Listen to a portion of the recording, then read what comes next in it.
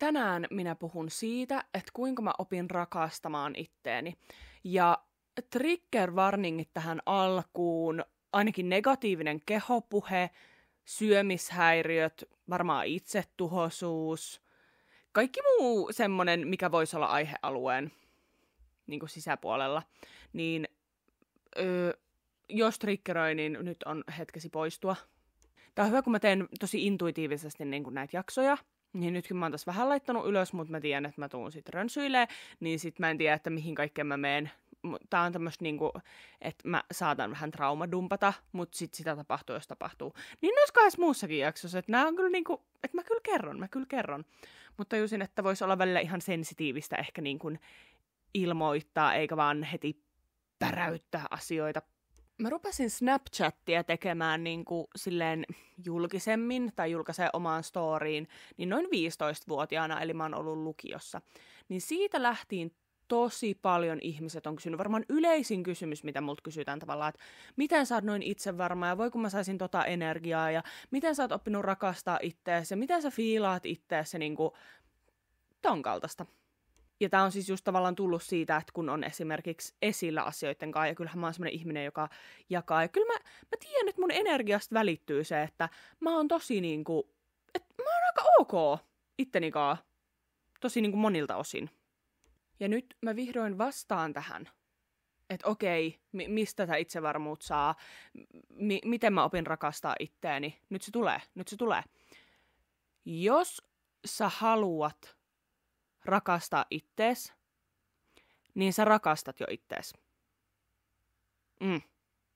Koska jos sulla on tarve, sä mietit, että voi kun mä rakastasin jotenkin itteeni, että miten mä voisin parantua tässä, miten mä voisin hiilata itteni. Eikö se ole just sitä rakkautta? Eikö se, jos sä et rakastas itteä, niin eihän sua edes kiinnosta. Sä olisit vaan silleen, no ihan vitun sama. Mutta jos sä haluat tulla paremmaksi asioissa, niin sä oot jo perillä. Welcome here! Hei! Me kaksi itseämme rakastavaa ihmistä. Rakkaus tai itsestä tykkääminen tai itsensä fiilaaminen tai semmoinen, niin se ei ole muutenkaan mulle mitenkään semmoinen joo tai ei asia. Vaan se on semmoinen niinku asteikko, ja musta tuntuu, että mulla se asteikko menee päästä semmoinen, niinku, että mä oon tosi neutraali joko ittenikaan, tai sit mä oon niinku feeling myself niinku wow, niinku 1,000,000,000%. Että mä aika harvoin kiepsahan sinne niinku miinuspuolelle, että sinne tulisi niinku negaatiota. Mutta mäkin käyn siellä välillä. Ja sitä mä sanonkin, että mä koen edelleen, että mä rakastan itteeni, vaikka mä käyn siellä välillä. Kyllä mullakin on negatiivisia ajatuksia itsestäni, mutta kun mä en jotenkin näe, että se pois. Tai taas että mä siinä henkisyysjaksossa puhuin, että mulla on niitä asioita, mitkä on niinku päällekkäin, niiden pitäisi ehkä sulkea periaatteessa loogisesti toisensa niinku pois, mutta musta tuntuu, että mun elämässä se ei tapahdu niin. Ja ylipäätään niin tässä ihmiselämässä niin vittu harvoin joku asia on vaan jotain yhtä tiettyä. Ja mä tiedän, että säkin tiedät, mistä mä niin puhun. Että tavallaan välillä on huonoja päiviä ja sä silti rakastat ittees. Joo, mutta tässäkin, no mä en mene vielä ihan alkuun, mutta mä oon siis semmonen tyyppi, että mä oon nykyisin löytänyt esimerkiksi sen, ei turhaan sanota, että meidän suolisto on niinku toiset aivot, niin mähän niinku tossa muutama päivä sitten, kun mä mietin, että mitä mä ehkä tästä asiasta sanoisin, niin mä siis mietin sitä, että onks mä aina rakastanut itteeni. Ja sit mä aina kysyn mun suolistolta silleen, että mä laitan niinku mun käden mun suoliston päälle, ja sit mä kysyn jotain. Mä kysyn yleensä niinku joo-ei-kysymyksiä. Että suolisto vastaa silleen intuitiivisesti tosi nopeasti, että mä oon silleen joo tai ei. Niin, tai jos on epäselvä, että on semmoinen ehkä, niin sekin tarkoittaa ei. Eli sieltä tulee vaan tosi selkeä joo, ja kaikki muu tarkoittaa ei. Niin kysyin, että rakastanko mä itteni? Joo. Onko mä aina rakastanut itteni? Joo. Ja sitten mä olin vaan, okei. Niin sen takia mä en tiedä, voinko mä resonoida sit myöskään ihmisiin, jotka ei koe rakastavansa itteensä, mutta toisaalta mä tajusin, että niin kuin kyllä mullakin on ollut joskus se kokemus, että mä en fiilaisi itteeni, että mä en rakastaisi itteeni. Ja varsinkin silleen, että mä en, tykkäisi itsestäni. No, pakko nyt mennä tähän niin kuin, alkuun. Mä siis puhun aika paljon justiinsa nyt niin kuin ulkonäöstä, koska mulla on harvemmin ollut ongelmaa oikeastaan mun persoonan kanssa tai minkään muunkaan kanssa. Mutta tavallaan kyllä mä haluan silti puhua itsensä rakastamisesta, kun me ollaan niin kuin kokonaisuus. Mutta mulla ekat semmoiset niinku negatiiviset kehoajatukset on ollut niinku, siis mä muistan, että mulla on esimerkiksi niinku toinen sisempi häpyhuuli, niin pidempi kuin se toinen. Niin mä oon joskus lapsena kattonut jotain kauneuskirurgia leikkaus, jotain telkkarisarjaa. Ja sit mä näin, kun joku kävi niinku leikkauttaa sen niinku ne häpyhuulet. Ja mä olin ihan silleen, että oh my fucking god, että mun pitää niinku kanssa, että mulla on kanssa tää näyttää jotenkin ihmeelliselle. Ja mä oon jumalauta yrittänyt, nyt on vähän mut mä oon yrittänyt niitä vähän saksilla joskus nipsaista. Mut siinä vaiheessa, kun ne sakset sit osuu siihen, niin joo, en leikannut, eikä tullut edes vekkiä, mutta mä tiedän, että toi vieläkin toi ajatus mussakin herättää semmoisen, että voisiko sanoa mun pillussa vaan Mutta toi on varmaan just mun ihan eka niinku kosketus semmoseen, että mä ajattelin, että mun kehossa on joku NS-vikana. Ei hyvä, ei sovelias. Sitten mulla on kyllä muistikuvia, että kyllä mä oon teininä varsinkin siis vihannut mun vatsaa. Tosi varmaan semmonen klassinen kaikki inhoa vatsaa. Mä esimerkiksi niin kun, mun vanhemmat on ostanut mulle teini-ikäisenä muutaman kerran personal trainerin. Niin sit tavallaan siinä, mä muistan kun täytti sitä personal trainerin niin paperia, niin siinä just oli semmonen kehon kohdat, mistä et pidä ja joita haluat muovata, niin kyllä on ruksinut sinne vatsan. Ja muistan, että tämä personal trainerkin on mulle silloin sanonut, että ihmettelen, jos joku ei ruksi sitä vatsaa, että kaikki sen vatsan ruksii. Ja kuitenkin mäkin oon 99 syntynyt, niin kaikki samalla aikana syntyneet, niin tietää just, oh my god, teini-ikänä oli nämä high capit ja kaikki siis niin kuin, joo, sellaisessa niin kuin ympäröivässä kulttuurissa mä oon elänyt, ja myöskin millaista mun kotoa on vaikutettu tullut niin ihan helvetin läskifobista, siis herra jumala oikeesti. Mä oon aina ollut niin kuin tosi semmonen roteva mun ruumiin rakenteelta, niin kuin lihaksikas ja helposti massaa kerryttävä, kaikenlaista massaa, niin mua on just esim. Lohdutettu sillä, että jos vain jaksat liikkua, niin sitten muut lihovat kyllä yli 20-vuotiaina, kun ne vaan syövät kumppaneiden kanssa sipsiä, niin sitten sinä olet hoikin ja seksikkäin. Silleen great. Joo, puhun näin teini-ikäisellä. Nyt käytin siis sarkasmia. Älä puhu näin. Ei, don't do that. Sitten on tässä lähivuosina saanut kuulla, että siinä kasvatuspiirissä, missä mä oon kasvanut, niin yksi ihminen on niin kuin myöhemmin selittänyt, että esimerkiksi pikkulapsi ei voi juoda lasillista maitoa, koska se lihoo siitä. Niin sitten mä mietin, että mä oon muuten ollut tämän ihmisen niin kuin tässä hoitopiirissä pikkulapsena. Niin mistäköhän johtuu kehonkuvaongelmat ja vitummoinen läskifobia? Et varmaan sieltäkin kyllä niinku osansa saanut. Mua on sitten esimerkiksi teininä myöskin peloteltu, että mun silloinen kumppani jättää minut, jos mä en siis tämän kumppanin kanssa, niin katsottiin kauhuelokuvia ja syötiin sipsejä. Niin sitten kun tämä kumppani lähti kotiin, niin sitten mulle sanottiin, että nyt pitää mennä juoksemaan lenkille, kun sut jätetään muuten, jos sä nyt lihot niistä sipseistä. Ja oon kuullut niin kuin muutenkin lähipiirissä sitä, että niin kuin lihavat ei löydä kumppaneita, ja jos sä oot tommonen läski, niin sitten kukaan ei rakasta sua niin kuin romanttisella tyylillä. Ja kun ei kuitenkaan sanottiin, että kukaan ei rakasta sua, niin mä oon silleen, että hetkonen, rakastetaanko täällä edes toisiamme? Koska nyt mä oon tajunnut, että ehkä mulle rakkaus ei ainakaan ole tollasta. Joo, mutta tossa on myös sitä pohjaa, mistä mä oon niin kuin lähtenyt. Ja kyllähän noi kuulostaa nyt silleen, että en mä välttämättä ole ihan tykännyt siitä, niin kuin miltä mä tykkään, ja että en mä nyt ole välttämättä ihan rakastanut itseäni, koska tosi monesti, vaikka mulle sanottiin noita juttuja, niin en mä vaan ollut silleen, haista paska, pidä mielipiteessä, vaan ei, mä lähdin todellakin juokseen. Siis todellakin. Ja mulla on itsellä niinku, bulimia-taustaa, ja ahmimishäiriö sitten on vielä ennemmin, tai niinku sen jälkeen ollut. Mulla ei ole kyllä siis diagnosoitu kumpaakaan, mutta voisiko sanoa, että ehkä ne on sellaisia, että niitä ei välttämättä tarvitse diagnosoida, niissä on aika selkeät niin kuin oirekuvat. Ja just mun hirveimpiä niin kuin läskifobisia ajatuksia esimerkiksi on ennen ollut se, että mä oon niin kuin toivonut, että mä vaikka joutuisin johonkin koomaan, että mä en pysty syömään, että mä laihdun. Tai esimerkiksi, että joku palkkaisi mut semmoiselle niin kuin semmoiselle, mikä se on niin kuin läskileirille, että se olisi tosi ihanaa. Tässä kun jotenkin muistelee, niin tajuukin taas, että mistä jotenkin shaisesta on lähtenyt. Mutta jännää, koska edelleen, kun mä kysyin nyt niin kuin muutama päivä sitten mun suolistolta, että onko mä aina rakastanut itteeni, niin oon. Niin tonkin kaiken keskellä mä oon rakastanut itteeni. Ja mä näenkin, että yksi semmonen niinku, siis mun sieluun ja muhun ja minuuteen kuuluu se, että mä rakastan itteeni. Se tuntuu tosi luonnolliselle, se tuntuu niin kuin minulle. Ja musta tuntuu, että se on tosi semmoinen vahva elementti mussa. Niin kun monesti mä näen, että kun me niin kuin synnytään tähän maailmaan, niin sitten tähän vähän laitetaan silleen videopelityylimäisesti, että riippuu mitkä sun lähtökohdat on, että millainen sun perhe esimerkiksi on, niin ne laitetaan ehkä vähän hämärtää sitä sun minuutta ja sitä sielun tehtävää. Koska kai tää ei olisi sit niin hauskaa ja opettavaista, jos sä vaan syntyisit tänne ja oot heti silleen, nyt minä ymmärrän kaiken.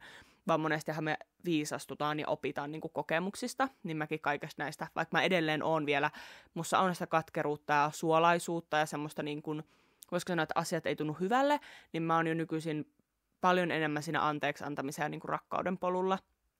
Ja just tajun, että en halua pitää vihaa, kun sehän vaan myrkyttää mua itteeni. Mutta niin, se perusasetus mussa on se, että mä pidän itsestäni, mä rakastan itseäni, niin mua ei tavallaan noi lapsuuden ja mihin mä oon kasvanut niinku kulttuuri ja tommonen, niin se ei niinku nitistänyt sitä. Tai just silleen hetkellisesti, että tuli tavallaan se kokemus siitä, että niinku, miltä tuntuu inhota itteensä, mutta miten mä oon nyt tässä pisteessä on välimatka. Mä tiedän, että se ei ole kaikkien juttu, mutta mähän en ole just missään tekemisissä enää niin kuin mun lapsuuden perheen kanssa. Ja se on mun elämän niin kuin yksi parhaista päätöksistä. Koska mä näen, että sit kun mä otin niin kuin happea ja tilaa näiltä, niin kuin, tää on myös saanut mut enemmän niin kuin näkeä ja uskoa myös energiaan. Koska mä näen, että siellä mihin mä synnyin, siellä oli niin kuin tosi vahva se energia ja varsinkin semmoinen, voisiko sanoa, että ei niin ehkä positiivinen. Niin sit kun mä vien itteni sieltä pois, ja musta tuntuu, että mun sisäsyntyinen energia on taas tosi rakkaudellinen, niin sit mä rupesin tajuu, että hei, tää paska, mitä niinku mulle on syötetty, ja mitä mä syötän niinku itselleni just, että mun häpyhuuli on väärä, mun maha näyttää väärälle, ja nyt mut jätetään, hylätään, jos mä oon lihava, ja mä oon aina liian ruma, enkä mä ikinä kelpaa. Mä tajusin, kun mä otin niinku välimatkaa, että nää ei muuten oo mun omia ajatuksia. Ja mä eniten respektaan sitä, siis nythän mä näen ton selkeästi. Noi ei oo mun ajatuksia. Ja mä en halua niinku tota energiaa, toi ei niinku kuulu, toi ei resonoi mulle, koska siis I love myself. Mut isoin respekti sille Annalle, joka niinku sit päätti syntyä tänne, kasvo tossa, ja kuitenkin siihen mun sisäiseen paloon on luottanut niin paljon, koska se, että niinku esimerkiksi jättää oman perheensä taakse, sekin on silleen tabujuttu, ja se on tosi vaikeeta. Siis se on niinku myös yksi vaikeimmista asioista, mitä mä oon mun elämän aikana tehnyt. Niin se, että mä tein sen, ja että mä uskoin itteeni. Ja nyt kuin paljon se on palvellut mua. Mutta toi on myös vienyt mut semmoiselle hyvälle tielle, että mä tajun, että mitä enemmän mua joku juttu pelottaa, mikä enemmän tuntuu vähän hullulla ja semmoiselta, että en mä voi ikin tehdä tuota, mua toi pelottaa, mä en vittu selviä tosta, niin mä teen aina sen. Mutta on se, mä oon puhunut parissa muussakin jaksossa, mä oon tosi rohkea ja mä niinku, fuck, I love that. Tääkin on silti tosi ristiriitainen asia, koska tosi moni, jotka tulee vaikka niinku kysyä multa, tää on ennen kysynyt, että miten sä oot noin itsevarma, niin sit mä oon esimerkiksi kuullut, että joillekin vaikka niinku, se tarkoittaa sitä, että ne ei vaikka ikinä pukisi bikinei tai jotain paljastavaa toppia tai menisi rannalle, niin sit mä oon miettinytkin, että koska mulla ei ole ikin ollut taas tollasta, että kun niinku, mäkin on selvästi välillä inhonnut itteeni, kokenut sellaista, kokenut niitä paineita, niin mulle aina jos joku on vaikka kysynyt, että lähdetään rannalle, niin mä todellakin laitan jotkut bikinit päälle ja lähden sinne. Mutta sitten mä tajusin, että tässä on ehkä tää, että kun musta tuntuu, että mä en kato itteeni enää hirveän usein semmosena, niin että onks mä jotenkin seksikäs tai hyvännäköinen. Kun jos mä menen rannalle sunkaan uimaan, niin me leikitään siellä merenneitoja ja mulla on uimalasit. Ja mä sukeltelen. Oh jee, ja haen sulle jonkun kiven. niin mä en tavallaan edes halua hirveän usein, eikä mulle tullut luonnolliselta jotenkin olla silleen, onko mä nyt tässä tämmöisenä seksikkäänä katsomisen niin kuin objektina. Ja varsinkin kun aina mä mietin, että okei, jos mua katsoo joku, niin mä tajun, että toi on taas joku male gaze-juttu. Koska mä mietin, että joku nainen katsoo mua, niin ei siinä edes tuu semmoista ajatusta, että mun jotenkin pitäisi, onko mä seksikäs ja hyvännäköinen, vaan mä vaan oon. Mutta enemmän mullakin on aina ennen se performatiivisuus niin kohdistunut, niin kuin, että pitäisikö miehet mua hyvännäköisenä, kun mä teen näin. Kun mä teen näin ja kun mä näytän tältä ja näytänkö mä nyt hyvältä tästä kuvakulmasta ja niin kuin, you get the thrill. Ja läskifobia on siis niin kuin apua. Sitä on niin kuin monenlaista. Sitä on just se, että mitä sä kohtaat niin kuin ulkopuolelta. Esimerkiksi siis se yksi paras esimerkki niiltä vuosilta tavallaan, kun mä oon ollut lihava ihminen, niin mä oon ollut järjestää just tupareita. Ja mä olin Lidlissä paistopisteellä ottamassa tupareille donitseja. Ja sitten mun taakse tulee tyyppi, ja sitten kun mä otan niitä donitseja, mä otin niitä siis joku niinku 10 ylikin, niin sit se on vaan silleen, varmaan riittää sulle noi, että syötkö yksin noi kaikki? Sitten mä katoin sitä silleen, mitä vittua tässä just niinku tapahtuu? Ja mua edelleen jotenkin naurattaa toi, vaikka toihan on siis ei pitäisi naurattaa. Siis niinku, the audacity, mitä helvettiä. Mutta tääkin tarina loppuu onneksi hyvin. Mä rakastan, kun mun sisällä on savage. Mun oli tarkoitus ottaa niitä, se vaan jonkun tietyn verran niitä donitseja. Mun niitä oli sit vielä 3, niin mä otin ne kaikki loputkin. Mä olin silleen, että sä et saa näitä vitun donitseja. Niinku, fuck you, you were rude. Ja yksi hirveimmistä asioista siinä, kun tavallaan enää ei ole lihava, niin on jotenkin, niin kuin, siis kyllähän mä oon aina tajunnut sen, että ihmisiä kohdellaan ulkonäöstä eri tavalla. Siis sehän, jos joku sanoo, että ei niin tapahdu, niin puhut mun mielestä kyllä ihan täyttä paskaa. Mutta jotenkin sen läpieläminen, niin kuin, ei ole mun favorite thing. Ei todellakaan. Kun mulla niinku, varsinkin henkisen heräämisen jälkeen ja se kun on tajunnut, että on sielu, niin mä en niinku ymmärrä yhtään, että miksi me oikeasti identifioidutaan niinku niin paljon tähän, millainen tämä kroppa on. Vaikka tähän kroppa on meidän niinku sielun keho, mutta mä monesti niinku kuvaan sitä, että niinku esim. Ajatukset ja arvomaailmat semmoista vähän niinku 4Dtä. Ja ne niinku liikkuu tuolla siellä piu. 4. ulottuvuuteen esimerkiksi liittyy niin kuin ajattomuus, että siellähän ei ole aikaa, niin siellähän kaikki menee tavallaan meidän 3D-todellisuudessa niin kuin ihan saatanan nopeeta. Niin sitten taas tämä 3D, eli tämä meidän niin kuin kroppa, missä sitä just kroppa operoi, niin sehän tulee paljon hitaammin. Että tämäkin on ollut jotenkin jännää, että niin kuin itekinhän mä oon niinku esimerkiksi kelannut näitä juttuja, mistä mä just nyt sullekin puhun, niin ihan jo siis vuosia. Että ne on ollut tuolla niinku energeettisellä tasolla, tuolla 4D:ssä niinku olemassa.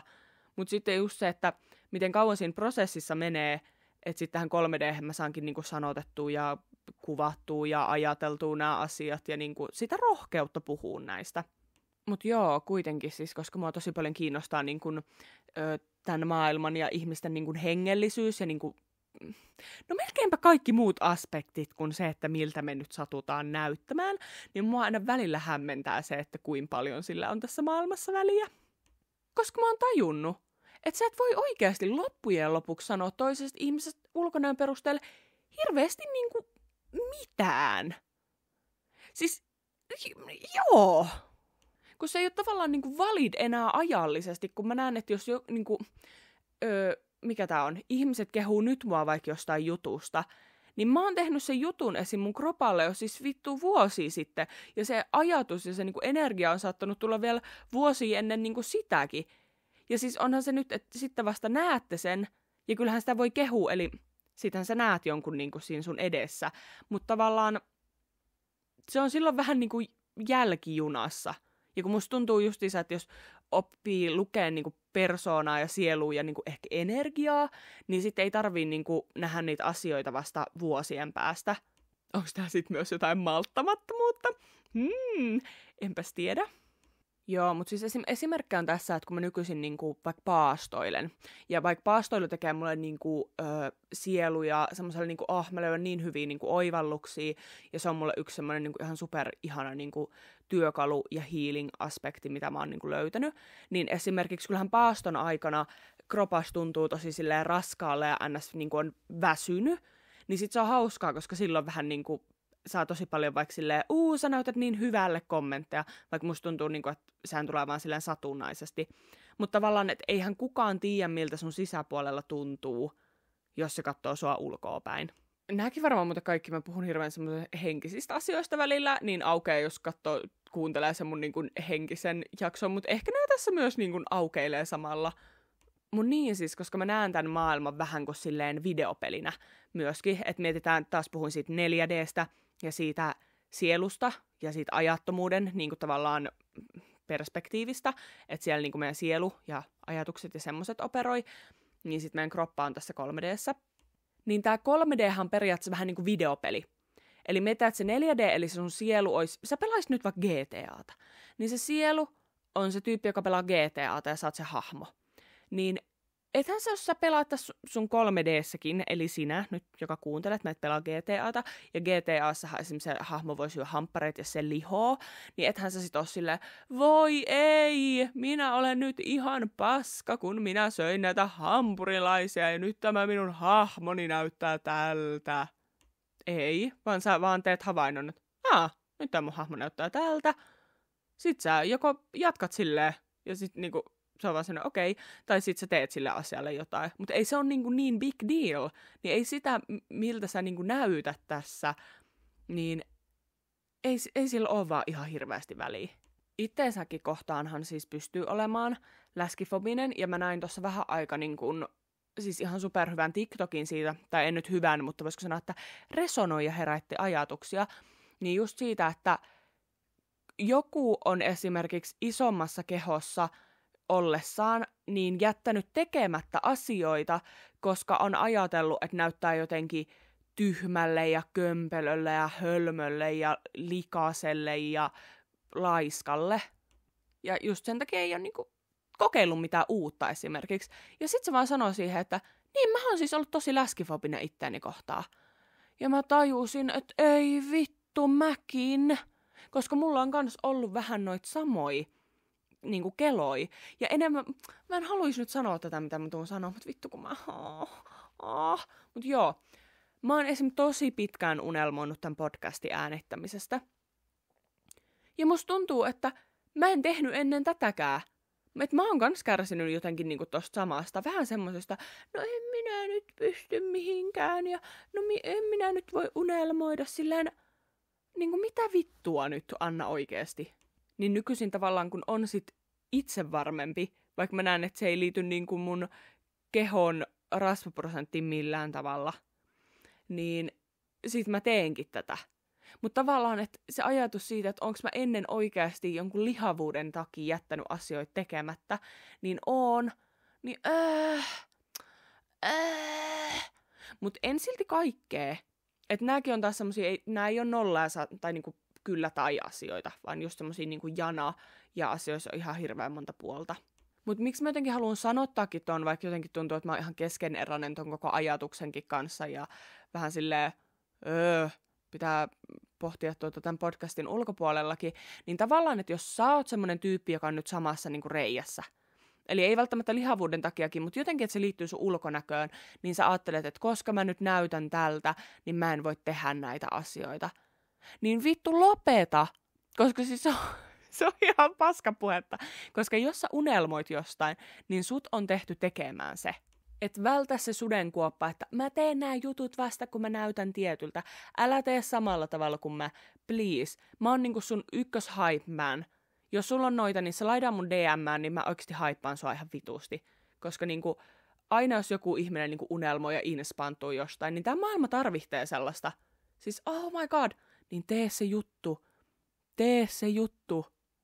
Mun niin, siis multa esimerkiksi kysellään kanssa siitä, että kun aloitti vaikka salin ja sitten kun oli isommassa kropassa, niin tavallaan, että että siitä just aiheutuva se häpeä, eli muutkin harrastavat tätä itseään kohtaan olevaa läskifobiaa, että kun mä nyt näytän tyhmälle ja hölmölle, kun mä en osaa mitään ja sitten mä hikoan ja sitten mä huohotan, niin musta tuntuu, että musta on kuitenkin tosi paljon sitä toista puolta, mitä on tässä kuvaillutkin, että niinku, no vähän se, että jos mennään uimaan, niin mä laitan kyllä bikinit ja menen leikkiin merenneitoa sinne vittu, niin musta tuntuu, että mä menin salillekin silleen, niin kuin, että en mä mennyt sinne objektiksi, joka katellaan, vaan mä menin salille. Mutta musta tuntuu, että mä kyllä lähinkin sinne silleen, että kun mä oon teininä käynyt siellä personal trainerilla, mä oon käynyt kyllä inhostakin salilla. Ja semmosesta niin kuin huonosta kehosuhteesta, niin nyt mä menin sinne sit ekan kerran rakkaudella. Mä menin sinne oikeasti kuuntelemaan hyvää musaa, ja mä menin justiinsa, niin kuin henkisyysjaksossa selitin, niin kehittää enemmän semmoista, että mitä se niin kuin fyysinen tuo mun henkiselle puolelle, mitä mun kroppa tuo mun mielelle. Että mä en mennyt treenaa isoimpia pakaroita ja timmeintä vatsaa, vaan mä menin treenaamaan niin kuin sharpeimman mielen. Ja kropan, joka jaksaa juosta semi-pitkään, koska niinku juostessa ja kardiossa niinku niitä ajatuksia lentelee. Nyt hyppää ihan random aiheeseen, mutta mä tässä lähiaikana näin semmoista unta, missä mä näin mun äitiä pitkästä aikaa. Ja sit mun äiti siinä mun unessa selitti mulle, että se käy semmosessa joessa uimassa. Ja siinä niinku, että sinne jokeen on hukkunut joku, ja hän kokee, että se hukkunut on niin kuin minä. Ja hän siinä unessa niin kuin sanoi, että hän ymmärtää, että mä oon nyt tässä niin kuin edessä, että mä en ole todellakaan kuollut tai hukkunut, mutta silti aina kun se käy siellä uimassa, niin se ajattelee, että se on mä. Ja mä olin siinä uneskin tosi silleen, mä ajattelin, että ehkä se on joku mun mennyt elämä tai jotain. Mä olin sen kanssa ihan cool beans. Mä oon hirveän niin kuin utelias ihminen tommosesta, että mä en todellakaan, noin se ollut mä. Vaan mä sanoin, että meissä on joku sama resonointi tai että siellä on jotain energiaa, mikä niin kuin muistuttaa niin kuin häntä minusta. Ei kun minua hänestä. Kummin päin toi menee. Suomen kieli ei nyt ihan lähe. Häntä minusta. Kyllä.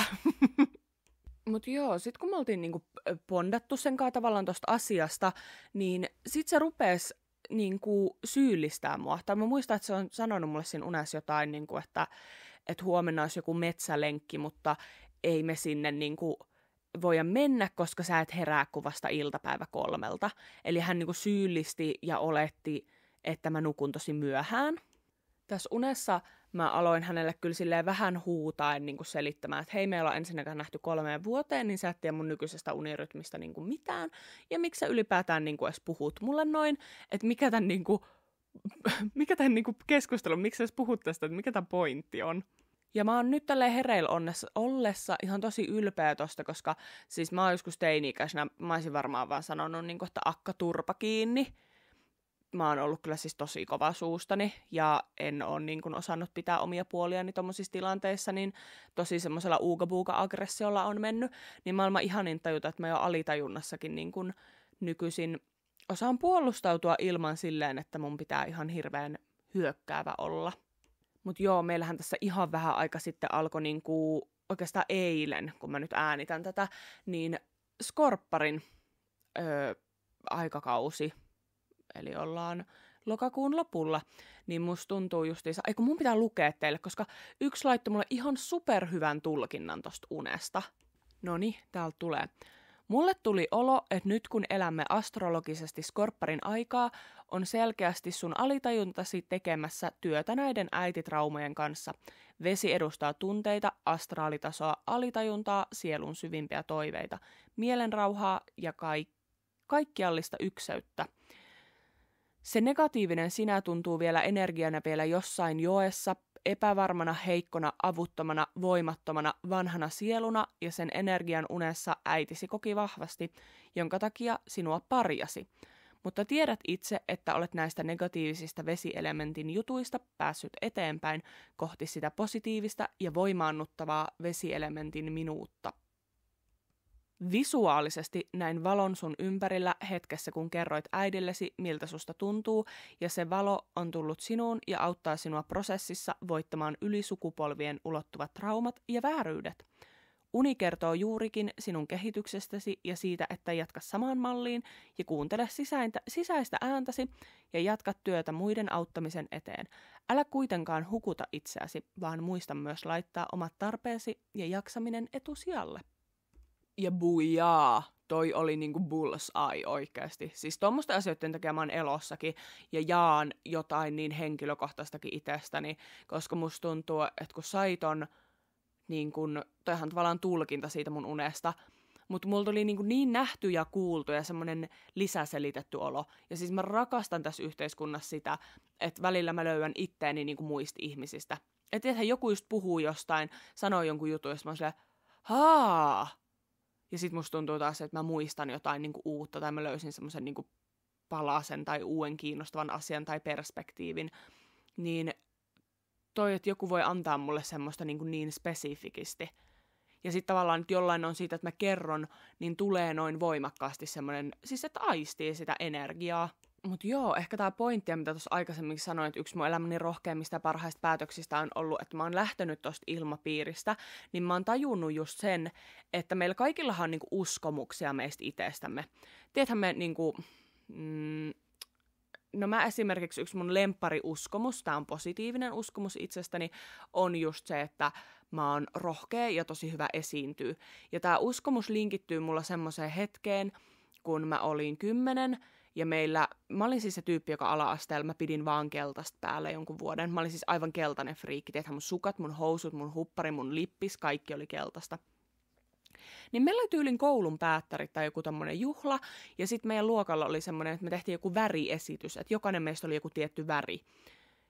Ei ehkä kaikki luokkalaisista, mutta joku tämmöinen konsepti. Ja mä muistan, että meidän musiikinopettaja niinku soittaa silleen pianoa, että hän punainen esiintyi, ja sitten sillä oli joku oma biisi siinä pianon, niinku, että pianoa säästettiin taustalla, ja sitten oli vaikka violettia, no kaikki värejä. No mä muistan ensinnäkin, että mä olin ihan se, mä oon keltainen, mä oon keltainen, mä oon keltainen. Ja mä muistan, että opettajakin on silleen, joo, Anna sit varmaan keltainen. No, mulla oli jo valmiiksi kaikki keltaiset vaatteet. Mut sit kun se juhla sit tavallaan tuli, niin siinä oli niinku se konsepti, että siinä soitetaan sitä musiikkia ja sit käydään silleen yksi kerrallaan lavalla. Niin mä muistan, ai vitsi kun te ette näe, miltä mä niinku näytän tällä hetkellä, mutta mulla niinku sydän hakkaa rinnasta. Mä olin ihan että oi vittu, se oli oikeasti niinku siis lava, koko koulu on siinä katsomassa sitä. Sitten se mun biisi lähtee soimaan sieltä, mä meen sinne ja mä kävelen sinne vitun isoin askelin keskellä sitä lavaa. Mä katon sitä koko yleisöä, musta tuntuu, että sydän tulee mun rinnasta, kun mä jännittää niin paljon. Mutta mä oon silti silleen, että mä oon nyt vitun elossa tässä. Ja sitten mä teen semmosen, haluan sanoa, että stripparikyykyn, koska mä menin tosi silleen niin hitaasti silleen, itteeni fiilaten niin kyykkyyn. Ja mä pidin koko ajan niin katsekontaktin sinne yleisöön. Sitten mä tein jotain niin isoja liikkeitä, isoja eleitä, silleen niin että vittu, kattokaa, tässä mä oon. Yleensä ehkä 10-vuotiaat, niin kuin, siis se jännitys ehkä puretaan jollain muulla tavalla. Ja se on ihan yhtä siis validia, ei siinä mitään, mutta tää oli nyt tämmönen mun tähtihetki, minkä mun leijona Merkurius halusi jakaa. Astrologia-friikit kyllä gets the vibe.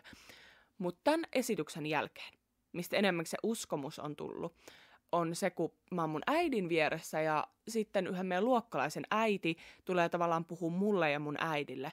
Ja siis se hypettää mua. Se oli ihan silleen, että joo, se oli niin hyvä se niitten niinku show. Ja sit kun se teidän Anna, se tuli siihen lavalle, niin se vaan vei sen shown. Se oli kun aurinko ois laitettu sinne, että mä olin niin niinku engaged tavallaan siinä niinku showssa. Ja siis tavallaan, että se hypetti mua. Se oli silleen, että se on niin rohkea, se on niin hyvä esiintyä, se vei niinku sen spotlightin.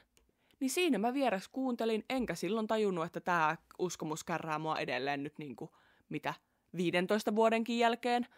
Pitäis hänelle varmaan oikeasti laittaa joku viesti. Musta tuntuu, että hän ei välttämättä muista sitä. Ei mä uskon, että mä oon ollut niin aurinkoinen, että hän edelleen muista sen. Mutta musta tuntuu, että hän oli muutenkin tämmönen ihminen, joka kehuu tosi paljon muita. Mä rakastan semmosia tyyppejä, oh my god. Joo, mutta siis mulle kehittyi siitä tavallaan tää uskomus, että mä oon tosi hyvä esiintyä ja mä oon niinku rohkea ja mä oon valovoimainen ja mä voin tavallaan vähän niinku saada semmoisen spotlightin, jos mä haluan. Ja koska mulla on toi uskomus siellä, se on niinku tosi jäykästi ja silleen, niinku, se on niinku juurtunut muhun, niin musta tuntuu, että mä pääsen sitä uskomusta pitkin tosi usein semmoisen niinku rohkeuden energiaan. Ja toi on myöskin just, kun se on positiivinen uskomus, niin toi on semmoinen, mitä mä pyrin myöskin jatkuvasti vahventamaan. Yleensähän ne uskomukset, mistä mäkin niinku pyrin tulemaan tietoiseksi, tai ennen ainakin niinku varjotyöskentely ja semmoiset niinku rupes reflektoimaan itteensä, niin oli enemmänkin negatiiviset. Ja just yksi toinen niinku esimerkiksi negatiivinen uskomus mulla on just ollut se, että jos mä lihon, niin tavallaan kukaan ei pidä mua seksuaalisesti viehättävänä. Tai että kukaan ei romanttisesti rakasta mua. Ja se tuli just siitä hetkestä, kun mulle sanotaan, sen jälkeen kun mä olin kattonut kauhuleffaa ja syönyt sipsiä tämän minun kultarakkaani kanssa teininä, niin sit sanotaan, että sut kohta jätetään. Niin mä uskoin sen. Ja mä tosi pitkään, ja kyllä musta edelleenkin se uskomus tavallaan on. Mutta voisiko sanoa, että sen kanssa mä pyrin aktiivisesti tekemään töitä, että mä miedontaisin sitä. Eli sitä mä en halua vahventaa, sen mä haluan tavallaan poistaa. Mutta sehän poistetaan sillä, että mä huomioin sitä ja annan sille osalle rakkautta, eikä vaan silleen, ei täällä mitään ole. Mutta joo, nyt ehkä niinku vähän silleen saitte kiinni, että mitä niinku uskomukset on. Toi on tosi freshia niinku käydä noit itsestään läpi, niinku, että mitä kaikkia sieltä löytyykin. Monesti mullakin löytyy esimerkiksi, se on hauska, kun mulla on esimerkiksi myös uskomus siitä, että mä oon niinku, mulla on uskomus siitä, että mä oon tosi ruma, mutta mulla on myös uskomus siitä, että mä oon ihan vitun seksikäs ja hyvännäköinen. Ja sit se oli hauska, kun tuli tietoiseksi niistä niinku henkisyyden ja tommosen kautta, niin mä tajusin, että mitäs vittua, täällähän on vitusti ristiriitaisia asioita. Mut sit tajuskin, että niinhän siellä on niinku siellä uskomuksissa melkein kaikkea, mutta se, mihin mä laitan mun huomion ja mihin mä käännän mun energian, niin sinne se menee. Eli nykyisin mä todellakin paljon enemmän kannustan ja käännän huomioon niihin, että mä ajattelen, että mä oon rohkea, mä oon seksikäs, mä oon cool, mä oon valovoimainen, mä oon avulias, mä oon ystävällinen, mä oon empaattinen. Kun sitten, että mä oon huono, mä oon tyhmä, mä en kelpaa, mä oon ruma, mut hylätään, mut jätetään. Suosittelen kaikki muuten katsoa Disney-leffat Inside Out ja sitten varsinkin Inside Out 2. Niin siinä Inside Out 2 on tosi hyvin niin selitetty nämä uskomukset esimerkiksi. Ja oh my god, mä oikeasti vittu rakastan sitä leffaa, koska mä mietin, että jos mäkin olisin nähnyt semmoisen lapsena, ja mä olisin lapsena niin tullut tietoiseksi omista uskomuksista ja miten ne vaikuttaa, niin miten erilainen ihminen mä nyt oisinkaan? Vaikka mä oon kyllä nytkin ihan tosi hieno ihminen. Wow. Mutta mä oon niinku tosi innoissani niinku tulevista sukupolvista. Että kuin silleen itsereflektoivia ja tietoisia tyyppejä sieltä tuleekaan. Ja semmosia armollisia ja rakkaudellisia, oh my god! Noniin, nyt mennään sen pointtiin, mitä mä oon jotenkin täältä ollut koko ajan syntymässä kaikkea. Vaikka toi oli hyvä pohjustus, hyvä Anna, doing great job. Mutta sullahan on itsestäsi niitä uskomuksia. Mutta mä oon tajunnut myös sen, että sun ympäröivät uskomukset voi pitää sut myöskin vankina.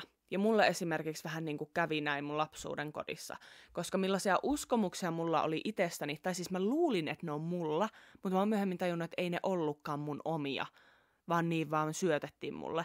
Niin oli just esimerkiksi, että mä oon tosi laiska, mä ajattelin myöskin, että mä oon tosi sotkunen, enkä mä ikinä siivoa, ja mä ajattelin, että mä nukun pitkälle päivää ja mä vaan valvon kaikki yöt, että mulla on tosi huono unirytmi. Ja näitä mulle jatkuvasti niin kuin jankutettiin, että vaikka mä olisin pyrkinyt edes tekemään muutosta, niin sit vähän semmoista, niin kuin, vaikka sanottiin, että jaa, hyvin menee, niin sieltä niin kuin välistä kuuli sen, että en mä usko suhun. Mä en usko suhun, koska mun päässä on niin tää uskomus siitä, että sä oot laiska ja sä oot tämmönen. Ja musta just tuntuu, että toi mun unikin, esimerkiksi mun äidistä, niin vähän niin kuin toikin sitä esille, että tällaisessa energiassa mä vieläkin oon. Siis tavallaan, että mä ajattelen, että musta on näitä uskomuksia muilla ihmisillä. Ja eihän sillä loppujen lopuksi ole väliä, että onko niillä, mutta minusta tuntuu, että heillä voimakkaasti oli. Ja että heillä saattaisi edelleen olla. Mutta toihan on mun spekulaatiota, toi ei ole todellakaan totta. Mutta kuitenkin kun eli niinku tuossa piirissä, että mulle jatkuvasti niinku selitetään, että sä oot laiska, sä et siivoo ikinä. Ja siis mä muistan, että mua vähän silleen peloteltiinkin.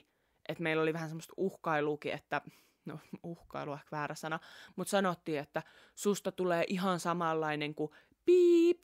No en nyt kehtaa sanoa, että ketään ihmisiä, mutta tavallaan meillä oli tosi semmoista, että vertailtiin ja niin kuin senlaista ilmapiiriä. Niin Mutta ihan hirveetä, että on käytetty jotain toista ihmistä, että susta tulee kuin toi ihminen nyt, kun sä et ikin siivoo. Nykyisin, kun mä oon vähän enemmän löytänyt rakkautta, vaikka mä tiedän, että mun sanoista ja energiasta edelleen kyllä niinku katkeruus kyllä paisuu. Mun on vaikea vieläkin, että miten mä en vois tommosista asioista. Että miten minä joskus löydän sen, että mä en ole enää yhtään katkera. En mä tiedä. Mä olen matkalla sinne. Ei minun tarvitse tietää kaikkea. Niin kun mä lähestyn vähän enemmän rakkaudesta, niin mä jotenkin mietin, että tossakin mua on varmaan haluttu lapsuudessa jotenkin siis niin kuin motivoida tai tsemppaa, että se on varmasti ollut siellä taustalla. Koska mähän siis uskon siihen, että kaikki ihmiset on pohjimmiltaan hyviä ja rakkauden täyteisiä. Siis aivan kaikki. Ja kaukaa rakastaminen on hyvä termi. Että mä koen nyt esimerkiksi mun omaa perhettä kohtaan, että mä rakastan niitä, koska mä en ole niiden kanssa missään tekemisissä. Niin niillä on saattanut olla esim. Lapsuudessakin just sitä, että, niinku, että mua on haluttu motivoida, tai sit musta on vaikka nähty semmoista, että hei, susta on parempaan kuin mitä sä nyt teet. Mut sitten on vähän tommoista outoa reittiä, tommoista niinku, yritetty sit tsemppaa. Mä en kyllä ehkä halua vähättelyä kutsua tsemppaamiseksi, mutta niin, jokainen tavallaan. Mut joo, vaikka mä oon nyt tajunnut, että mä niinku rakastan itteeni ja että mä en oo todellakaan laiska, enkä todellakaan niin kuin se sotkunen, enkä nuku vain puolille päivää, niin tavallaan kun on jatkuvasti tommosessa ympäristössä, niin vaikka mullakin on ollut niin kuin tosi tulinen sielu ja just semmoinen niin kuin fuck you, niin ne hiipii sinne alitajuntaan, ne hiipii niin kuin uskomuksiksi. Niin mullekin se välimatka oli ainut asia, miten mä pystyin sitten niin kuin tajuumaan just sen, että nää ei ole mun omia juttui. Niin se oli hauska tajuta, kun ihan kun muutti kotoa, niin hetkonen, mä oon 19-vuotiaana muuttanut pois kotoa, niin mullahan esimerkiksi siis räjähti ns. Se ahmintahäiriö ihan käsiin, mutta se oli jännää, koska mä ekan kerran, mä siis teininä aina välillä, mä muistan, että mä oon esimerkiksi syönyt niin kuin silleen, että mä oon dipannut voita niin kuin sokeripakettiin, koska ei vaan ollut herkkuja ja herkuista niin kuin sheimattiin. Ja sit mä ihan häpeissäni söin sitä voita sillä sokerilla. Oh my god. Ja sit söin välillä silleen, että mä laitoin marjoihin oikeasti varmaan joku 3 desiä sokeria ja sit mä vaan söin niinku sitä. Ja siis mä oon syönyt niinku pahaan oloon. Ja sit kun mä sain niinku ite rahaa tai mulla oli ite rahaa, niin sit mä just kävin karkkiin ja mä säilytin niitä niinku sängyn alla. Ja sit mä yöllä on avannut niitä karkkeja silleen ihan hiljaa itkusilmässä, että kukaan ei kuule ja voi tulla, ei multa olisi niitä viety pois, mutta tavallaan pahempaa kuin se niin oli tavallaan se hiljainen tuominta. Ja ei edes aina niin hiljainen. Että just, että ne ei vaan heti sano silleen niin, että tulisivat vaikka siihen ovelle ja sanoisivat, että hyi, sinusta tulee lihava, kun syöt nyt tuota.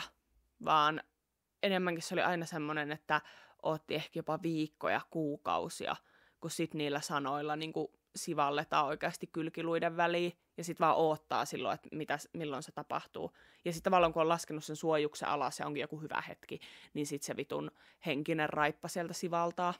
Joo, mut sit kun muutti niin kuin yksinään, niin sitten tajuskin yhtäkkiä, että hei, mun ei tarvikaan syödä sipsejä silleen hiljaa, silleen niin kuin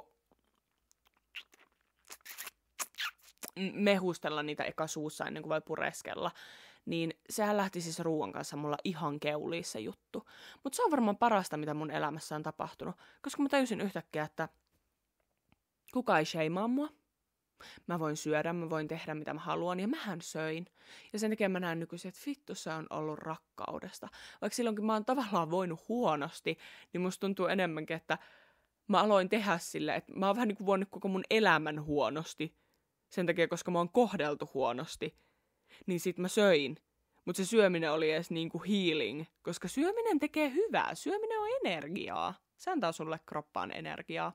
Mutta kyllähän mulla pitkään ja edelleenkin mulla kyllä asuu mun pään välissä, korvien välissä siis myöskin semmoinen sisäinen kriitikko, joka nyt sattuu olemaan aika usein oma äitini. Niin enhän mä heti kun muutti kotoa, niin todellakaan oppinut sitä ajaa. Mä koen, että nykyisin mä osaan vähän niinku elää sen kanssa. Että nykyisin silleen, että jos se kritisoi itseään, niin mä tarjoan sillekin sipsin. Ja mä niinku hengailen. Mä oon vähän silleen, chilla vähän. Ja se osaa chillaa mun päässä. Ja se on tosi ihanaa.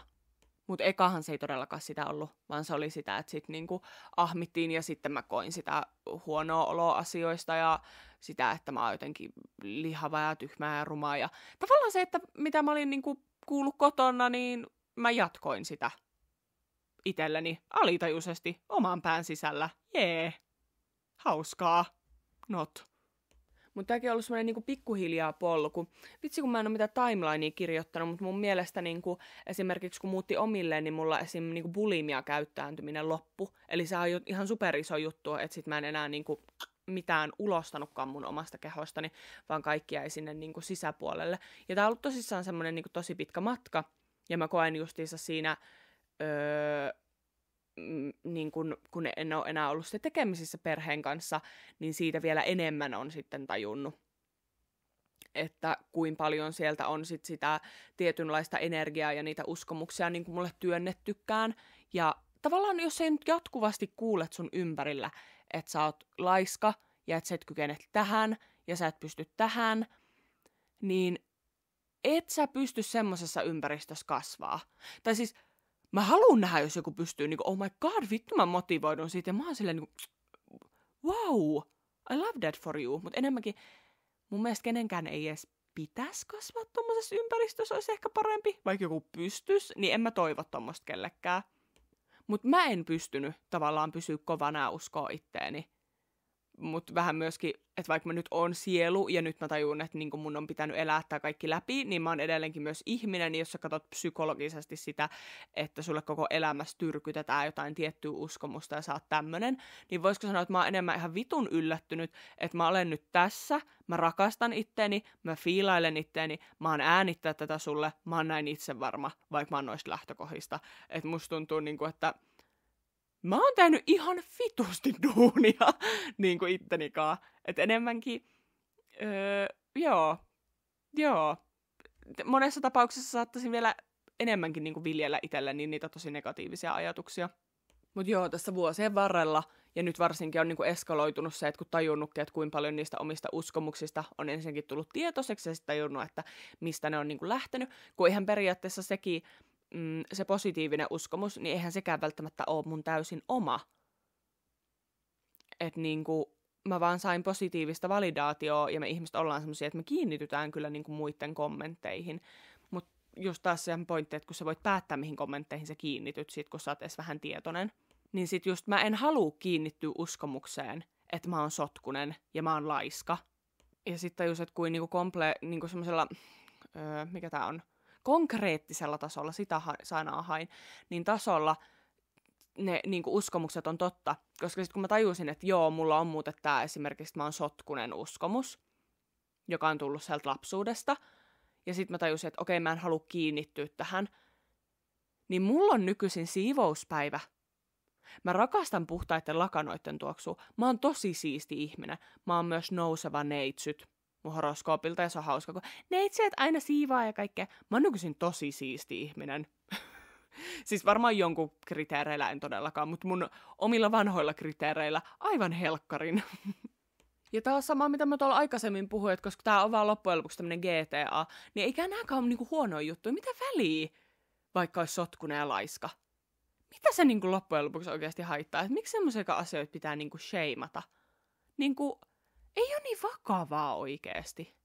Mut nyt mennään niinku ehkä parhaaseen loopiin tästä, kun on selittänyt, että mitä on mun omat uskomukset itsestäni, miten niitä tulee ulkopuolelta, miten muiden uskomukset vaikuttaa muhun, niin tadaa, on myös tajunnut sen, että mun uskomukset vaikuttaa myös muihin. Ja siinä hetkessä, kun mä tajusinkaan, että kuinka paljon mulle on tullut uskomuksia muilta, niin kuin itteeni kohtaan, niin mä tajusin myöskin, että mä haluan muuten antaa itselleni vapauden näistä, ja siinä samalla muille vapauden mun uskomuksista. Että mä en halua olettaa hirveästi ihmisistä mitään. Ees mun läheisimmistä niin kuin ystävistä, siis mäkin on totta kai ihminen, niin kyllä mä ajattelen, että tää lempiväri on tää ja tää on tää tyyppi, ja niin kuin loppujen lopuksi nekin on vaan semmosia uskomuksia. Vaikka joku olisi kertonut näin, mutta tiedätkö, kun me ollaan niin kuin alati, muutoshan on ainut varma asia, me ollaan alati muuttuvia, niin jonkunhan lempiväri saattaa muuttua, ihan mikä vaan voi muuttuu. Se sun läheisin ihminen vaan muuttuu koko ajan, että sehän solutasollakin niin kuin kirjaimellisesti uusiutuu. Niin mä en tavallaan halua pitää mistään niin kuin varsinkaan negatiivisista, mutta välillä uskomukset on myös semmoisia, että sä saattaa ajatella, että joku asia on positiivinen, mutta sitten se onkin oikeasti niin kuin negatiivinen, niin mä yritän ehkä pitää mahdollisimman silleen niin kuin neutraaleja, tai en oikeastaan ollenkaan niin kuin uskomuksia mun läheisistä. Että tavallaan jos joku ilmoittaa mulle jotain, niin mä oon aina haipeissa, koska mä rakastan tutustua ihmisiin. Mä rakastan ihmisiä just siinä hetkessä, kun ne on. Että joku sanoo, että mä oon tällainen, mä oon se, cool, tell me about it. Mutta sitten jos seuraavana päivänä tulee se, että en mä kyllä ehkä ollutkaan, tai nyt mä oon muuttunut tämmöiseksi, niin sitten mä oon se, cool, I love that. Enkä silleen, sähän sanoit, että sä oot eilen tämmönen. Kun sä oot nyt tämmönen, niin sun pitää loppuelämän olla tämmönen. Niin joo, toi ei oo yhtään mun juttu. Niin just se, että kenellekään ei ainakaan tulisi semmoinen olo, että voi ei Anna uskoa ja Anna näkee mut näin, niin nyt mun pitää kiinni tästä, koska Anna haluaa minut vaan näin. Ei, minä haluan sinut aina uusiutuvana organismina. Ja mä oon varsinkin siinä, että jos susta tuntuu, sä oot jossain semmoisessa murrosprosessissa sun elämässä, oot murtautumassa jostain, niin kuin I'm here for you. Murtaudu siis vaikka 1,000,000 kertaa sun kuoresta silleen, tadaa, tästä mä taas tulin tämmöisenä uutena, tämän mun uuden jutunkaa, mun uuden lempivärinkaa, mun uuden mielenkiinnon kohteittenkaa, mun uusien mielipiteittenkaa. I'm here for that. Mä oon niinku kaikki, siis fuck. Mä tarviin selvästi, mä haluun tommoista energiaa, mä rakastan tommoista energiaa. Joo, mähän tuossa aikaisemmin just puhuin siitä, että mullakin on niinku ollut syömishäiriötaustaa, niin mullehan, minkä mä oon löytänyt niin kuin tänä kesänä, niin on paastoilu. Ja se on ollut mulla semmoinen vitun iso breakthrough, koska siis tavallaan ennen mun elämässä mä oon teini-ikäisenä esim. Jättänyt päiviä syömättä, koska mä oon vihannut itseäni niin paljon ja mä oon halunnut laihtua. Niin mulle esimerkiksi jossain vaiheessa mun polkuu triggeroi ihan tosi paljon, tai en olisi voinut ikinä paastoilla. Tai niin kuin oikeastaan en olisi voinut paastoilla ennen tätä kesää. Mutta hauska tässä niinku hiilautumis- ja oman niinku työn prosessissa. Ja tämän takia monesti musta tuntuukin, että ikin mitä mä sanon, niin mä en suosittele sulle siis oikeastaan yhtään mitään. Tämä ainut asia, mitä mä voin suositella, niin kuuntele ittees. Sen enempää mulle ei ole. Et sä tiedät parhaiten itsellesi. Yeah. Asiat tulee sulle ajallaan, niin kuin ne tulee mullekin, ne tulee meille kaikille. Niin mulle paastot tuli justiinsa ajallaan. Ja se oli niin jännä, kun mä en ikinä ajatellut, niin kuin teinä, tai kun mä oon lähtenyt niin semmoista niin kuin vihaisesta ja itseinhoista maailmasta, niin tavallaan, että paasto voisi tapahtua rakkaudesta. Mutta sitten mä tajusin, että niin kuin nyt mä alan elää sitä, mitä mun sisällä on. Että mä oon aina rakastanut itseäni, niin nyt musta tuntuu, että mun kroppakin ja kaikki, että mä oon vihdoin mun niin kuin ihminenkin ja tää ego on tajunnut sen, että mä rakastan itteeni. Ja vittu, se on hieno tunne. Niin nykyisin kaikki, mitä mä teen, niin kun se tulee rakkaudesta, niin jotenkin toi paasto, jos ei kutu sua, niin silloin ei pidä paastoilla. Ei todellakaan. Mä tiedän, että joillekin ihan supertriggeroiva aihe, ihan supervalid. Mut mua tänä kesänä. Siis miten healing oli jotenkin se, kun ennen mä olin syömättä vihasta ja mä mietin, että paljonko mä laihdun. Niin mulle nyt paasto on ollut semmoinen niin henkisen työskentelyn väline. Koska paastossa, siis oli ihan jännä, kun mä pidin ekan paaston tuossa, muutama kuukausi sitten, niin siis kuin paljon mun ajatukset spämmäs mulle ruokaa. Siis niin oikeasti musta tuntuu, että mä katsoin vittu mainoksia, kun mulla on tää visuaalinen mieli. Mä olin ihan se, että okei, nyt täällä on pastamainos. Jaha, nyt mainostetaan muroja. Okei, selkeä. Mut sit mä oon justiinsa meditoinut, syventynyt itteeni ja kirjoittanut. Niin se oli jännä, kun mä rupesin itkeä siinä paastolla. Niin mä itkin ensinnäkin rakkaudesta, ja mä tajusin, että mä teen tämän rakkaudesta, ja mä tajusin, että tässä on niin monta elementtiä sen lisäksi, kun ennen mä oon vaan ollut silleen, nyt mä näännytän itteni, ja sit mä laihdun. Vaikka tämän paras, eihän paasto todellakaan, jos sä haluat laihuttaa. Älkää laihdutko, please. Hyvä, mä en neuvo mitä, älkää laihduttako. Tiedät, mikä on sinulle hyväksi, mutta täältä rakkaudesta huutelen, että laihduttaminen ei kannata. Niin, mutta paastostahan ei ole tohon, niinku, ei vittuakaan. Niinku, ei todellakaan. Mutta kuitenkin ennen mä tein paastoa siitä syystä, tai mä en tiedä, ei se kyllä paastoaminen on sille vähän huono sana, koska näännytin itseäni, niin nykyisin sitten paastosin. Mutta että siinä on nykyisin niin monta aspektia mulle itselleni, ja yksi oli se, kun mä pääsin niinku kiinni johonkin mun semmoiseen ancestral ihan niinku traumaan, että mulla on selvästi sukulinjoissa ollut niinku, siis nälkiintymistä ja semmoista niinku resursseen puutetta. Niin mä tunsin se jotenkin mun soluissa, mä tunsin ihan mun niinku iso vanhempien niinku semmoisen, tiedät, kun on oltu nälässä ja pitänyt vaan syödä kaikki mitä saa ja niinku nälkiintyä. Niin mä tajusin, että wow, tää kaikki, se ahmiminenkin ja kaikki, että mullakin on sitä omaa pahaa oloa ja mullakin on oltu niinku paskaa, mutta jotenkin, että kuin paljon mulla on pakkautunut sitä niinku sukulinjojenkin juttua. Ja sitten tajun, että oh my god, mä saan nähdä ja tajuta tän. Ja että mulla on tässä tätä ruokaa ja mulla on tää rakkaus niinku itteeni ja sitä mun sukulinjaa kohtaan ja kaikkea, jotka on niinku kantanut ja selviytynyt, että nyt enää ei tarvii niinku vaan selviytyä, vaan nyt voi rakastaa ja olla. Niin vittu, oh my fucking god, mä itkin kuin pieni vauva. Ja mä olin tässä taas paastolla, mä lopetin sen eilen illalla, ja mä teille kirjasin nyt mun viime paaston niin kuin parhaat oivallukset. Siis tuntuu jotenkin, että mulla oli ihan super semmonen niin kuin kirkas mieli ja hyvä olla. Ja vaikka mun keho on vähän niin kuin tuossa skorppari-energiossa kaikkeen niin kuin eilen tuntui silleen raskaalle, ja mä olin esimerkiksi eka kertaa töissä paastolla, ja oli vähän semmoinen, niin kuin hengästyttää ja kaikkea, mutta silti mä olin niin semmoisissa rakkaudellisissa, että, niin kuin, että kohta mä saan niin kuin ruokaa, ja että mä haluun käydä tämän tunnetilan läpi, ja tää on turvallista käydä tää tunnetila läpi, että mä oon tässä itselleni niin kuin läsnä, että tää kaikki tapahtuu semmoisesta niin kuin, siis rakkaudesta. Mut joo, mä tajusin itsestäni, että mä oon kuvitellut mun nälkäkiukun.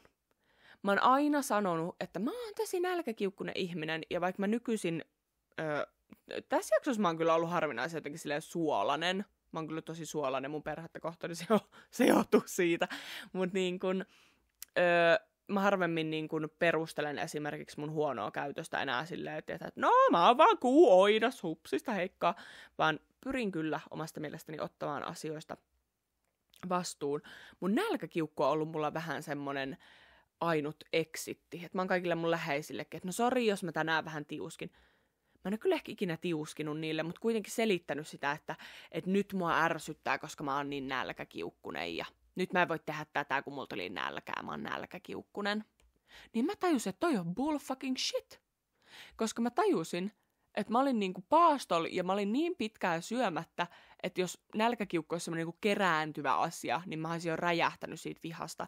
Ja yhtäkkiä mä tajusinkin, että en mä noilla paastoilla ole mitenkään ollut kiukkunen, vaan mä oon niin kuin itkenyt ja päässyt mun tunteisiin käsiksi, mä oon ollut armollinen, mä oon ollut rakkaudellinen, niin selvästikään se kiukku ei johdu siitä nälästä. Se on kyllä totta, että nälkähän siis virittää mullakin niin kuin aisteja, ihan niin kuin kaikille, just hajuaisti kaikki, että tulee semmoista niin kuin, sieltä tulee semmoinen, mitä mä sanoisin, no ne, jotka on paastoillut, niin kuin tietää, mutta ihmisille, jotka ei halua, että ei koe sitä maailmaa, niin vähän semmoinen, miten mä sanoisin, pääsee semmoiseen luolamies, semmoiseen, missä on ruoka, sit sä oikeesti niinku, haistan ruuan, ja niinku, semmoinen tosi niinku maanläheinen ja alkukantainen fiilis.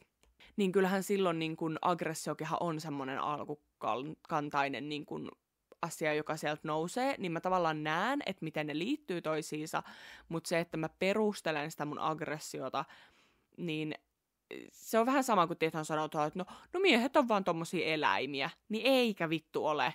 Niin mua jotenkin se, että mä oon itselläni ollut silleen, että no mä nyt oon vähän tämmönen eläin. Etkä ole, Anna. Tai siis olet, mutta niin kun oot myös sielu ja olet erittäin itsetietoinen ja itsereflektoiva ja voit vaikuttaa omaan käytökseesi, niin et voi laittaa nyt nälän syyksi. Ja nyt me palataan taas niin, että mä tajusin, että mulle on muodostunut uskomus. Ja tääkin liittyy mun äitiin. Tää on hauska, kun oinaskuu, niin mä oon katsonut tosi paljon tarot kuin horoskooppitulkintoja, niin siellä on just silleen yleensä vahva äitihenkilö, niin mä oon vaan, no voi vittu.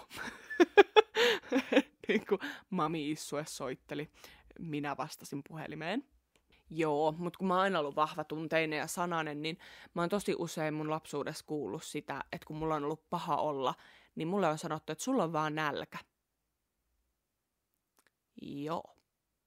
Ja se on ollut varmasti totta. Nälkähän just vaikuttaa asioihin, mutta tää on oikeastaan maailman hauskin spiral, minkä mä tajusin, että oh my god, mä oon vaan niinku tän tuotos. Koska mulle ei ole kyetty niinku antaa semmoista emotionaalista turvaa ja kasvatusta, mitä mä olisin mun lapsuudessa tarvinnut. Se on varmaan tullut tässä harvinaisen selväksi. Jos ei tullut, niin nyt minä sanoitin sen.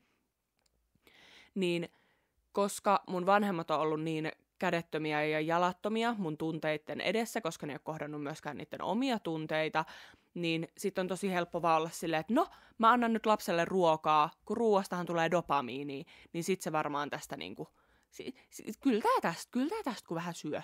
Ja tavallaan siis tosi ihanaa, kun hän on yrittänyt selvästi tehdä tälle mun tunnetilalle jotain, mutta sä tiedät itsekin, jos sulla on niinku vaikka huono mieli tai sua vituttaa oikeasti joku asia, niin jos sä syöt, niin eihän se niin kuin poista sitä asiaa.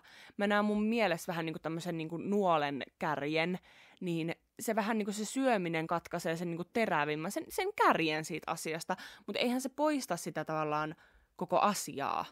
Niin sit mä oon vähän niin kuin oppinut sen, että okei, mä tunnen negatiivisia tunteita, eli tää liittyy taas jonkin nälkäkiukkuinen, tällaisiin asioihin.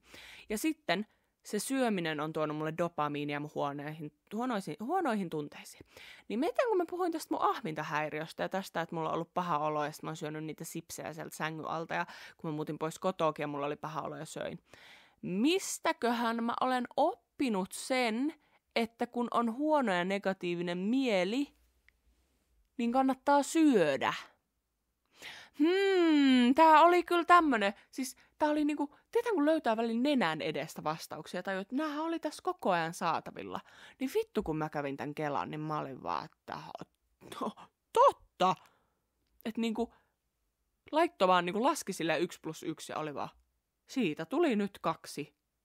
Ja tää on just hauska, kun mulla on tässä semi-läheisenä niinku, mikä mä sanoisin, vuoden sisään, niin mulla on ollut esim. Tämmönen yksi tosi karmaattinen ihmissuhde, missä tää puoli korostui. Koska hän oli tämmönen tyyppi, joka sanoi mulle myöskin, että kun hän aisti musta niinku mitään, niinku tavallaan negaatiota, ihan semmoista tosi mietoakin, niin se oli heti silleen, että nyt sä oot nälkäkiukkunen, nyt sulla on nälkä. Ja mä myöhemmin hänen kanssa puhuinkin ja sanoin, että mä en oikeastaan tykkää siitä yhtään, koska mun tulee ihan mun äiti mieleen, vittu.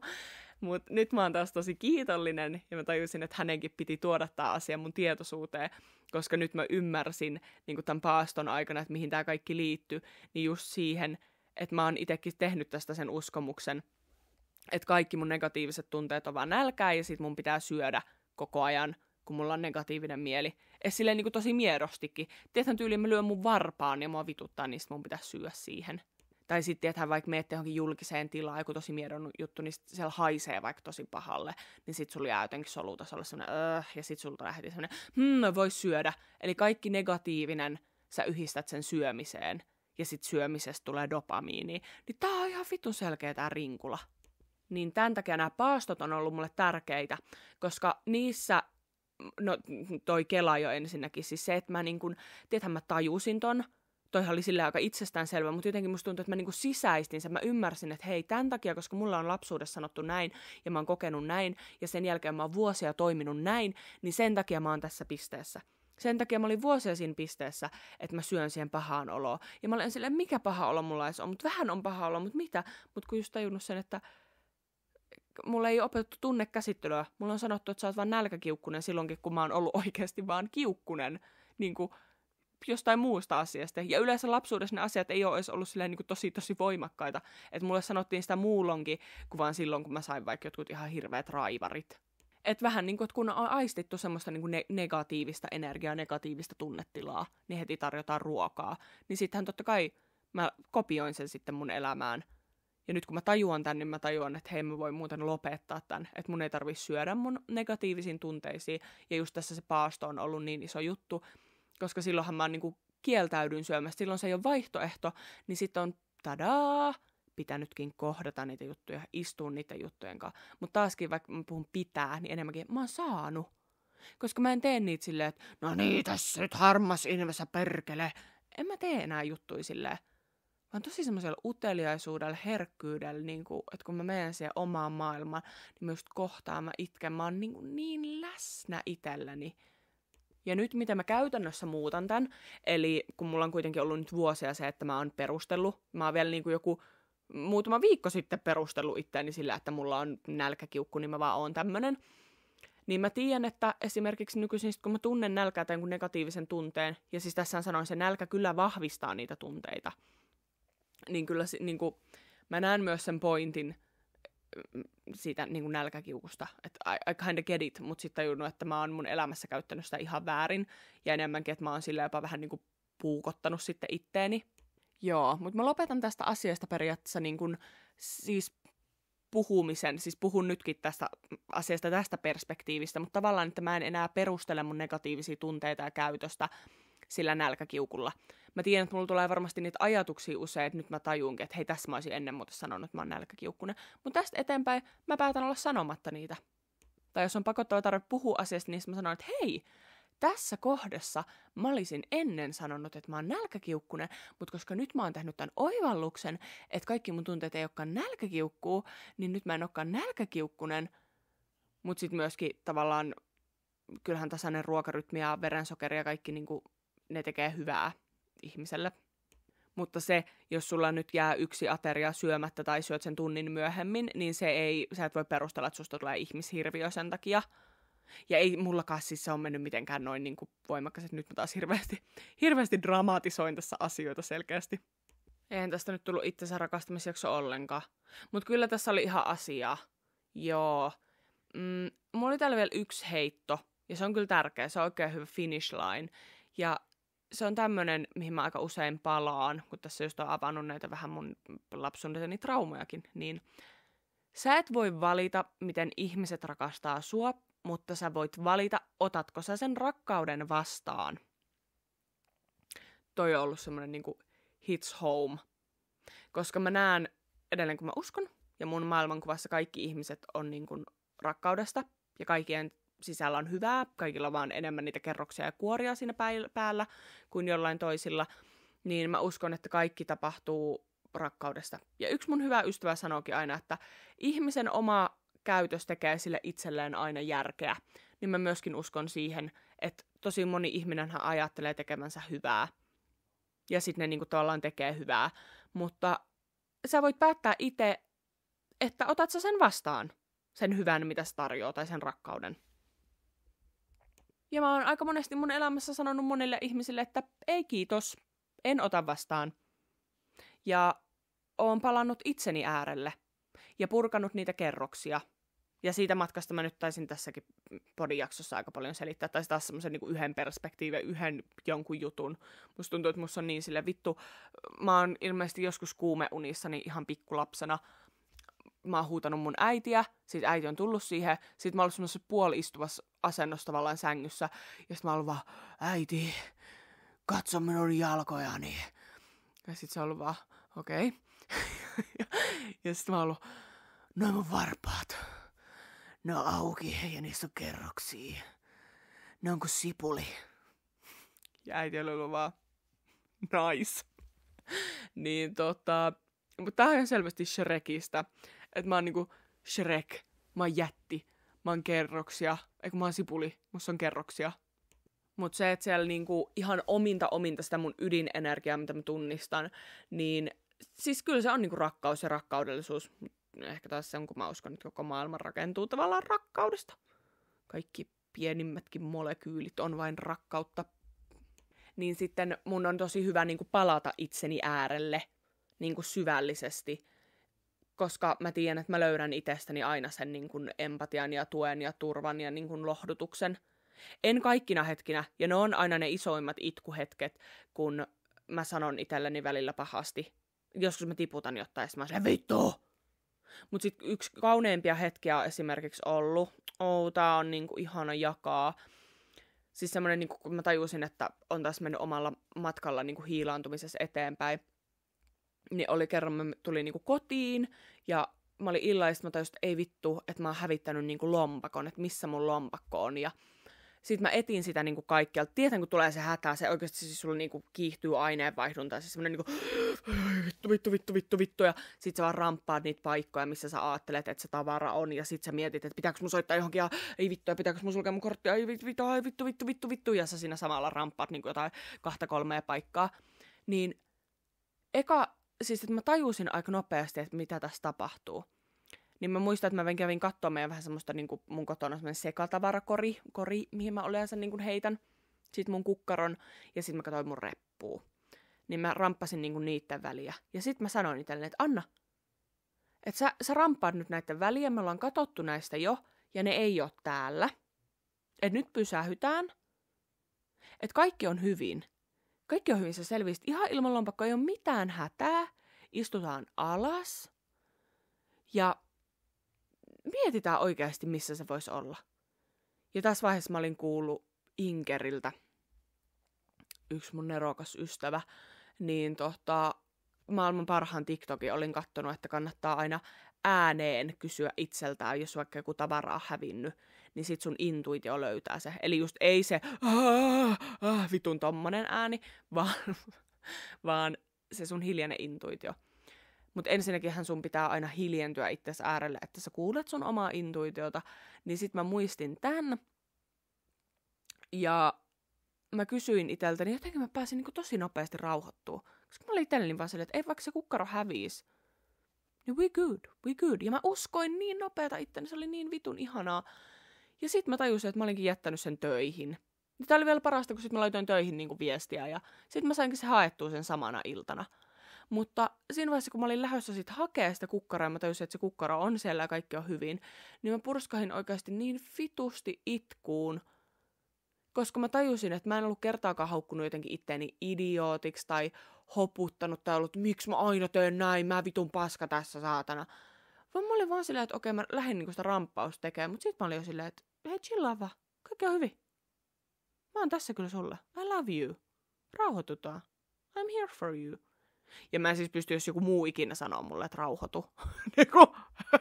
Jos mä ikin hädässä sä näet mut, niin älä kokeile. Voit oikeasti kokeilla. En ole mitenkään vaarallinen, mutta se harvoin ehkä auttaa. Mut itteeni mä uskoin. Ja palasin itteni äärelle ja semmoiseen niin kuin empatiaan ja lämpöön ja semmoiseen rauhoittumiseen. Niin se, että voi olla itelleen toi tyyppi. Ja kun mä en ole aina todellakaan ollut, niin oh my god. Siis toi on niinku, I'm magic. Ihanaa elämän jatkoa sulle just siihen hetkeen, missä ikinä tätä kuunteletkaan. Mä rupean just nyt nukkumaan, niin tää oli tässä. Kiitos ja ole hyvä. Nähdään ensi jaksossa. Moikka!